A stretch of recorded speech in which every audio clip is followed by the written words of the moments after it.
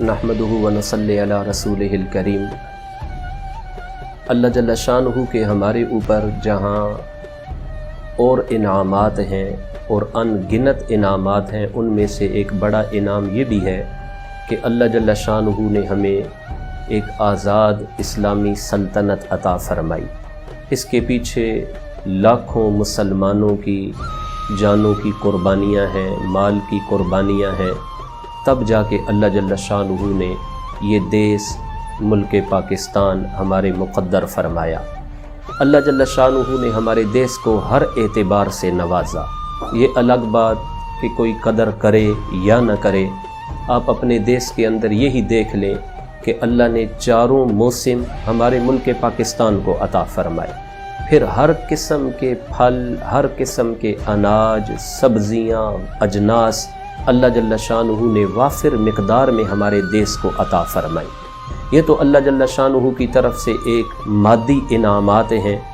फिर एक रूहानी इनाम, बल्कि एक क्या, इस देश के बारे में बहुत से अल्लाह की तरफ से रूहानी इनामात हैं। ये देश अल्लाह ने हमें तमाम महीनों में से जो सरदार महीना है रमज़ानुल मुबारक का, उस महीना में अता फरमाया। फिर रमज़ानुल मुबारक के तीनों अशरों में से सबसे अहम और कीमती अशरा आखिरी अशरा है। अल्लाह जल्ल शानुहु ने उस महीना के आखिरी अशरा में अता फरमाया। फिर आखिरी अशरा में भी जो 5 ताक रातें हैं, और जिस रात के बारे में ज़्यादा मशहूर है कि ये शब क़दर होती है, यानी 27वीं शब, अल्लाह जल्ल शानुहु ने उस 27वीं शब में ये देश हमें अता फरमाया। फिर अल्लाह जल्ल शानुहु का एक और इनाम भी हुआ कि 27वीं शब वो जुम्मा था, जुम्मतुल वदा था। ये अल्लाह जल्ल शानुहु की तरफ से एक और इनाम हमारे ऊपर हुआ रूहानी तौर पे। फिर अल्लाह जल्ल शानुहु का इससे बढ़ के एक और इनाम अर्ज़ करूँ कि हमारे ऊपर क्या है। रूहानी तौर पे जो इनाम है, सारे दुनिया के मुसलमान काबा शरीफ की तरफ रुख करके नमाज़ पढ़ते हैं। किसी का रुख रुकने यमानी की तरफ, रुकने इराकी की तरफ, रुकने शामी की तरफ। काबा शरीफ के भी 4 मुबारक जो कोने हैं, उनमें सबसे अहम और फजीलत वाला जो रुकन है, कोना है, वो है हजर अस्वद वाला।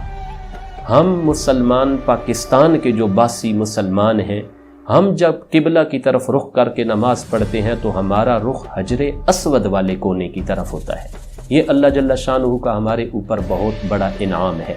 अब हमारे लिए ये है कि हम बजाय देश पे गिला शिकवा करने के, अगर किसी का घर गंदा हुआ पड़ा है तो घर बनाने वाले पे गिला शिकवा करना ये बेवकूफ़ी कहलाता है।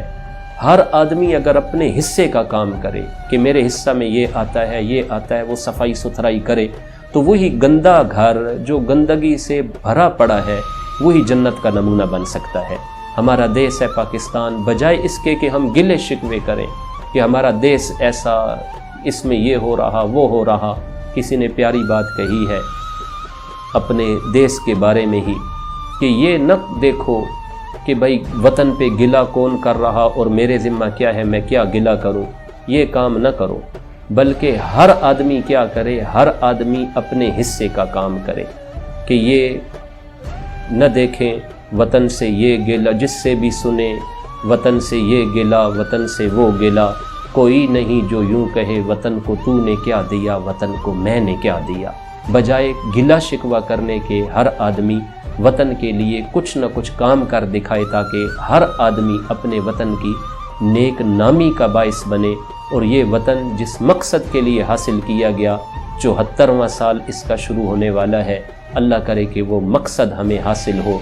यानी पाकिस्तान का मतलब क्या, ला इलाहा इल्लल्लाह।